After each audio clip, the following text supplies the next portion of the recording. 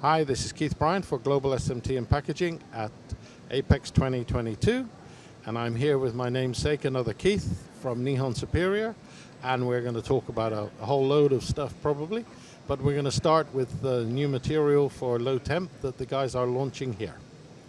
So, Keith, tell me about it.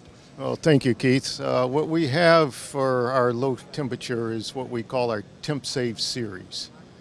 Of course, it has the eutectic B58 alloy in it, but also we have what we think is very significant is the B37 alloy that as we call it, which we designed it to address the issues with the eutectic of being brittle. It was designed for the impact resistance. Right. So, trying to get over a lot of the problems that people have had when we moved from the old days of tin lead, where everything was wonderful and nothing was a problem, and then we moved to some, let's say, more specialist materials, and people are now trying to bring the temperature down to something that's a little bit more user-friendly, and then you have a lot of issues with brittle joints. So, yes, and it's just not a drop-in as far as low temperature. There's other issues that do arise with low temperature. One being the electromigration issues that we did not realize at first when we started soldering with low temperature. So the B37 also addresses the issue with the electromigration issues. yeah, it was one of those comments that we had in the early days of lead-free was, we've got something like almost 1,000 years experience of soldering using lead, and we throw all that away and we start from ground zero again. We've got no experience of anything, and we're basically learning on the fly. Huh? And that's where we actually are now with low temperature as an industry. A lot of good work has been done in the industry, but we still don't know all the answers yet. Just like lead-free, it took us a long time to gain all the answers, and we still may not know all the answers with lead-free, but we're pretty good at it as an industry, and it's going to take us a little while yet to get there with low temperature. Okay, we talk low temperature, so for the people who are viewing and myself, what temperature are you talking about? We're talking about reflow under 190 for our alloys, but we have seen we can reflow under 180 C. So that's what we consider low temperature, not low temperature, but at reflow temperatures of being 180 to 190. So yeah, a lot better than the lead-free stuff, and pretty much on a par with what some of the alloys were back in the tin lead days. Huh? Yes, we're getting there. Actually, below some of the, because tin lead would typically reflow around 215 or so. So then, with the lead-free now, with the warpage, to address the warpage of the parts as the parts get thinner and thinner, and also the environmental lower energy. We want to drive the temperatures as low as we can go. So. Yeah, it's good that the industry's moving in the right direction, because we've always said reflow ovens soak up power like nobody's business, and when we went to lead-free, you were almost running at the maximum capacity of a lot of the preheaters and a lot of the rest of the stuff in the machine. So now if we can get it back down to something that's manageable, it's going to help in a whole load of ways.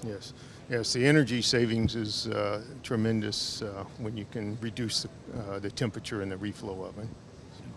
And you said this product effectively has been under the radar for a little while, but now it's launched. And what's the initial feedback you're getting from people here at the show and generally about it? We're getting lots of interest in it. Of course, we say it's under the radar because we've done a lot of research in it. We've been doing a lot of evaluations, and so now we're very satisfied with the alloy. So that's why we're saying it's a launch here, that we're ready to go, and it's we think being well accepted. Yeah. Yeah, it's something that I know is typical of your company. You don't just open the door and kick out a new product. There's a whole load of stuff that's happened for a long time before that to make sure that it's going to do everything that says on the tin and possibly even a little bit more. Well, Tesro wants to know, he wants data. He wants to know what's going on. He wants data so that the product performs as we say it does. Yeah, and sorry, Tetsuro is the man at the top of the company. So when you've got a company that's been driven by somebody like that, then yeah, it's driven to produce good, solid product. He spends a lot of time in R&D. So. Yeah, and that's also something that becomes more and more unique in our industry is people at the top that are very connected to not only the product, but what's going to be happening with the products in the future. Yeah, he loves developing new products, and well, we got another one that we're launching here, which is based on our SM100C, which is for power semiconductors. P900, which is designed for formic acid, so very low voiding, almost zero voiding for power semiconductors. Really? So. And I'm just going to say really and let you talk some more because voiding is an issue for all of those kind of things at the moment. And when you talk power, you're talking about, for anybody that's not that aware, you're talking about heat transfer from the component into a heat sink or something. And if you've got 20% voiding, you've got 20% less heat that's been moved, and all of that problem is in one place, and you're going to get dies that break and all sorts of stuff.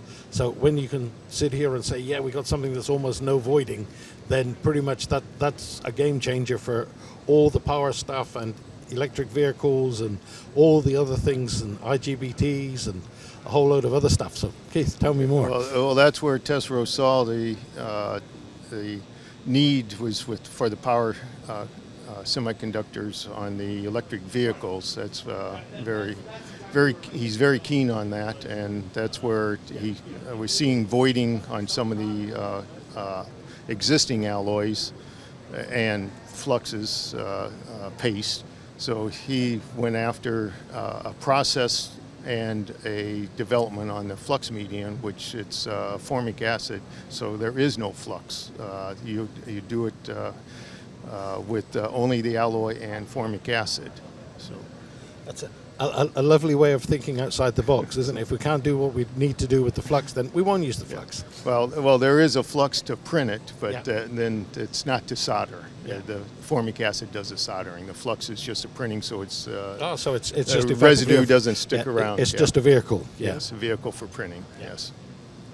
Okay, Keith. Well, thank you for coming in and sharing a lot of very, very interesting stuff. And I hope it's been good for you. I'm sure it's been good for the viewers because, we always like to hear about new stuff that's going to make all of our lives easier. So thank you.